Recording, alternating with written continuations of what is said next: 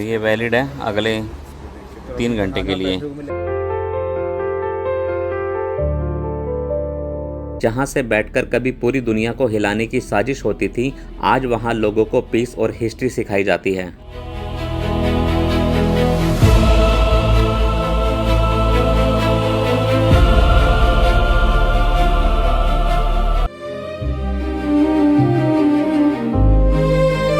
Pin नहीं दबा रहे थे हम। हाँ। ओके, आप दबा दी। अब मैं पेट्रोल पंप पर नौकरी कर सकता हूँ, पेट्रोल भर सकता हूँ। Hey guys, welcome back to the channel. आज के दिन की अपनी पहली लोकेशन अपने होटल से अप्रॉक्सीमेट 20 मिनट की दूरी पर है।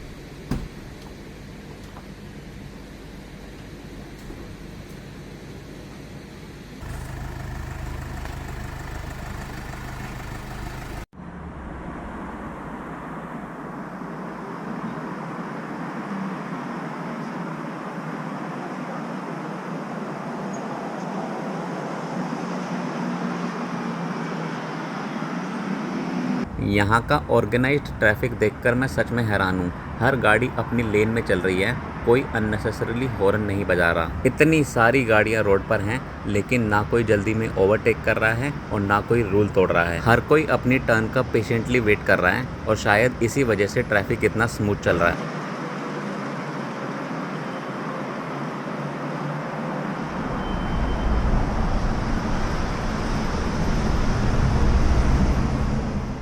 तो जर्मनी में पार्किंग के लिए पार्किंग हाउसेस के अलावा स्ट्रीट पार्किंग भी है, तो हम लोगों ने अपनी गाड़ी अभी स्ट्रीट पार्किंग में पार्क करी है। या तो हम कॉइन डाल के पे कर सकते हैं पार्किंग को, और आइदर ये वाली ऐप इंस्टॉल कर लो, हैंडी पार्किंग म्यूनिच। 10 सेंट हर 3 मिनट के लिए, मतलब आधे घंटे के लिए पार्क करना है तो लगभग 1 यूरो लगेगा।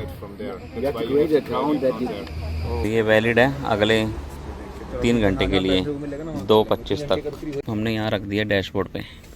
हम लोग खड़े हैं म्यूनिच के एनएस डॉक्यूमेंटेशन सेंट्रम के आगे, जो जर्मनी के नाजी इरा और वर्ल्ड वॉर 2 की हिस्ट्री को डिटेल में दिखाता है।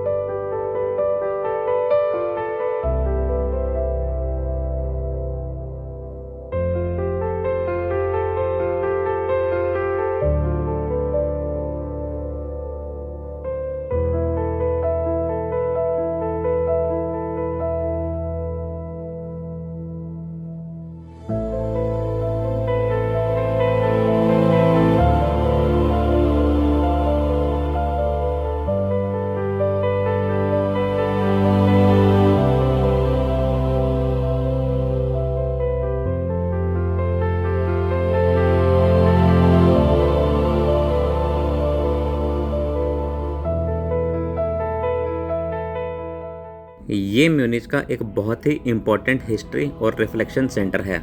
इसको बनाने का सबसे बड़ा पर्पस ये है कि लोग जान सकें कि जर्मनी में नाजिम यानी नाजीवाद और हिटलर का राज कैसे शुरू हुआ।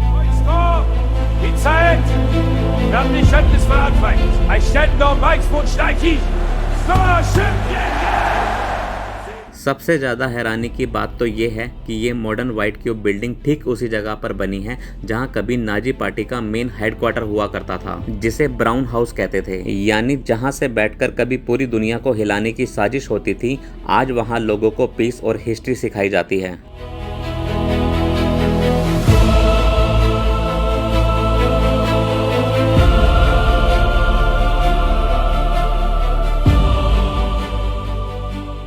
इस जगह की एंट्री बिल्कुल फ्री है, क्योंकि गवर्नमेंट चाहती है हर कोई हिस्ट्री को जाने। ये जगह ट्यूसडे से संडे सुबह 10 से शाम 7 बजे तक खुली रहती है और हर मंडे को ये बंद होती है।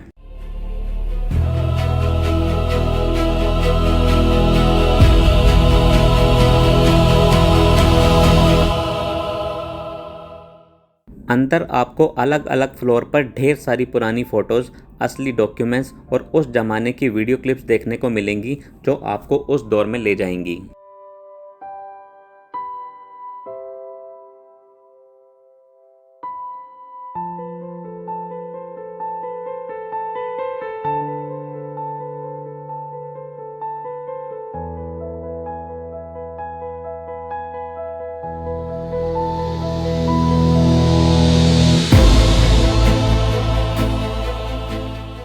ये काफी सीरियस और सोचने पर मजबूर करने वाली जगह है, पर अगर आपको हिस्ट्री में थोड़ा सा भी इंटरेस्ट है तो आपको यहाँ बहुत कुछ नया सीखने को मिलेगा और आप हैरान रह जाओगे कि एक शहर ने अपने इतने काले इतिहास को इतनी खूबसूरती से कैसे संभाल कर रखा हुआ है।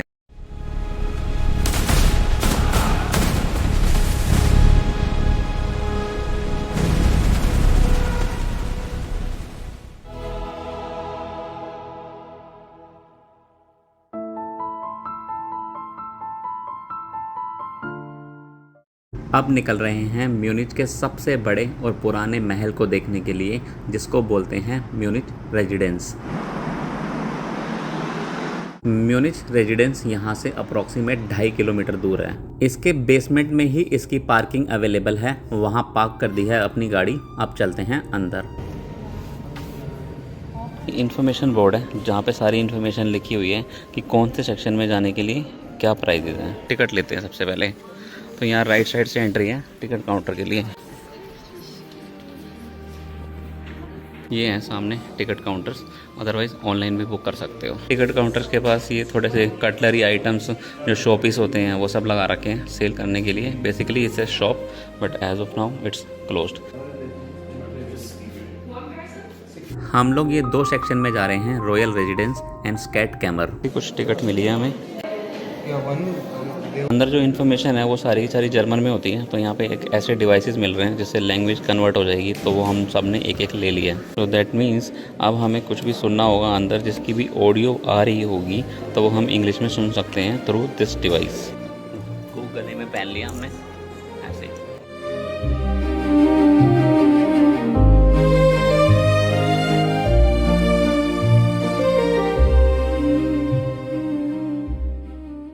ये जर्मनी का सबसे बड़ा सिटी पैलेस है, जहां 1500 से लेकर 1918 तक बवेरिया के राजघराने के राजा और रानी रहा करते थे।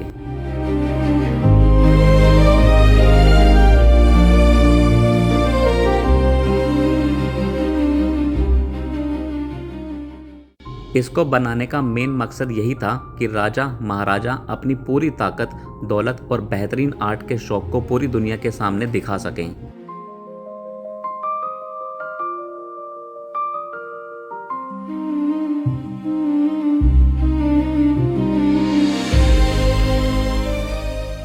यहाँ की एक टिकट का प्राइस 10 यूरो है, जो इसकी खूबसूरती के आगे कुछ भी नहीं। और मैं रिकमेंड करता हूँ सुबह 10 बजे से पहले आओ, भीड़ बहुत कम मिलेगी। अंदर देखने के लिए इतने बड़े बड़े दरबार, प्रेयर करने के लिए जगह और शानदार कमरे हैं कि आपकी आंखें खुली के खुली रह जाएंगी।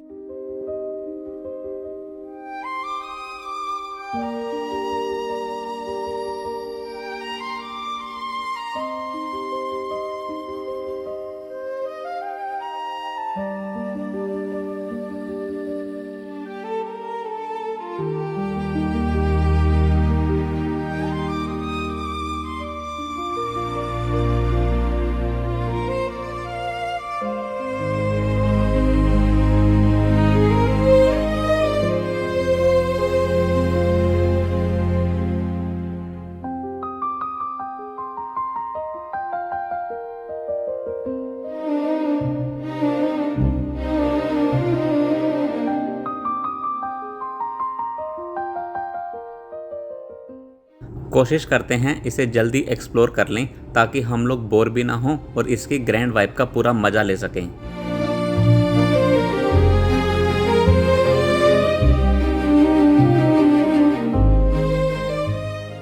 I can here in English. सब समझ में आ रहा है कि भाई इस सेक्शन के बारे में हिस्ट्री बताई गई है, तो मैं प्रॉपरली सुन सकता हूँ। आवाज़ बहुत ज़्यादा क्लियर है। कोड डालो, प्ले बटन दबाओ और एज ए मोबाइल की तरह कान पे लगा लो।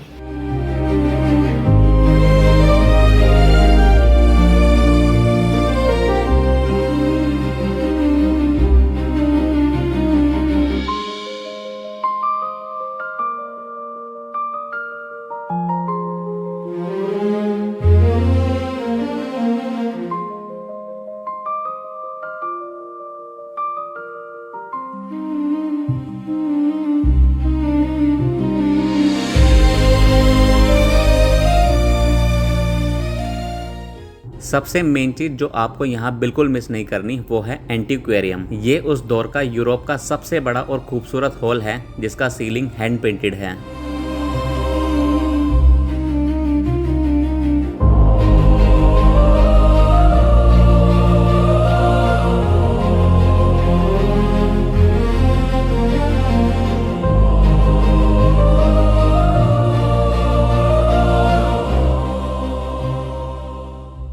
यहाँ पर राजाओं के असली मुकुट, सोने चांदी से जड़े कपड़े, एक्सपेंसिव पेंटिंग और सदियों पुरानी कलेक्टिबल यानी उस जमाने की रेयर और ख़ास चीज़ें भी देखने के लिए अवेलेबल हैं।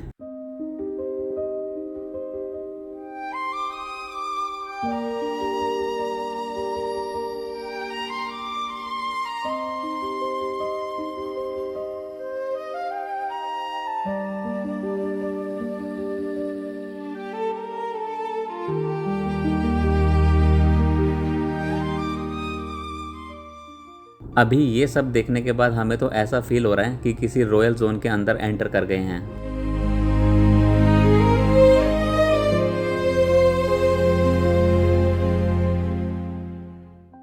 ये जो नीचे देख रहे हो ये पूरा का पूरा ऑडिटोरियम है और सामने की तरफ स्टेज लगा हुआ है और ये ऊपर बालकनी वाली सीटें हैं।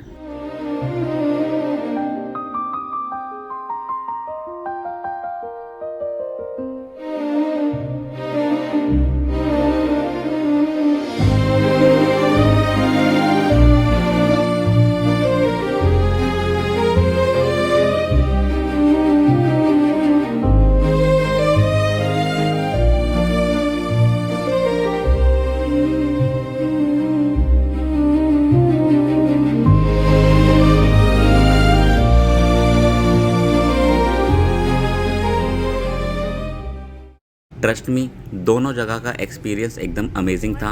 अगर आप लोग म्यूनिच में हैं तो ये दोनों जगह बिल्कुल भी मिस मत करना।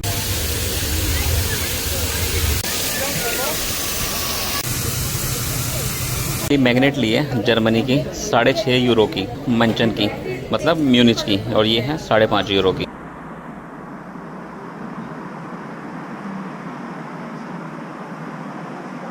फटाफट से आगे का प्लान बताता हूँ। कल हमारी ट्रेन है Munich to Hamburg early morning. Next 2 days के लिए we will be in Hamburg and after 2 days we will again come back to Munich, क्योंकि हमारी फ़्लाइट है म्यूनिच टू अबू धाबी। और इस टाइम हमारे पास लगेज है बहुत ज़्यादा, तो प्लान ये है कि एक्स्ट्रा लगेज हम लोग एयरपोर्ट पे सबमिट करने वाले हैं म्यूनिच में। गाड़ी रिटर्न करने से पहले डीजल फुल करा के देनी है, तो फ़िलहाल आ गए हैं पेट्रोल पम्प पे। ये खाली पड़ा हुआ है, कोई बंदा नहीं है भाई यहाँ पे। खुद पेट्रोल भरो, पेमेंट अंदर करो स्टोर में जाके। सत्या भाई पेट्रोल पंप पे नौकरी करने लगे हैं। तो नहीं दबा रहे थे हम? हाँ। ओके, अब दबा दी। अब मैं पेट्रोल पंप पे नौकरी कर सकता हूँ, पेट्रोल भर सकता हूँ मैं। 66.38 यूरो, 39.77 लीटर आया है इसमें डीजल। टर्मिनल 1 एयरपोर्ट पे आए हुए हैं म्यूनिच में गाड़ी रिटर्न करने के लिए और साथ साथ कुछ लगेज सबमिट करने के लिए। 6 bags we will submit to the airport. After 2 days हमारी फ्लाइट है airport terminal 1 Munich to Abu Dhabi. गाड़ी यहाँ पार्क कर दी है क्योंकि वो जो भाई साहब हैं उन्होंने बोला गाड़ी यहाँ पार्क कर दो, आगे की रिस्पॉन्सिबिलिटी वो कंप्लीट कर लेंगे। तो हमने गाड़ी यहाँ पार्क कर दी है, सामान निकालते हैं। अब चलते हैं लगेज सबमिट करवाने टर्मिनल 1 पे। लगेज हम लोग सबमिट करवाने वाले हैं एयरपोर्ट पे। 1 bag, 2 bag, 3 bag, 4 bag, 5 bag, 6 bag.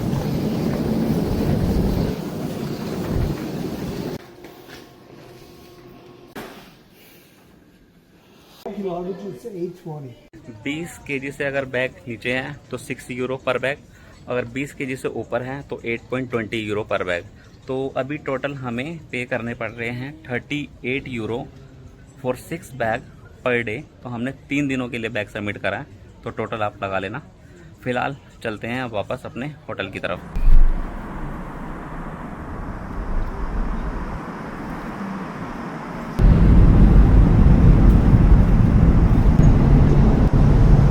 Uber taxi से यहाँ होटल तक आने में लगभग आधा घंटा लगा और जो बिल बना है वो बना है 50 यूरोज़ का।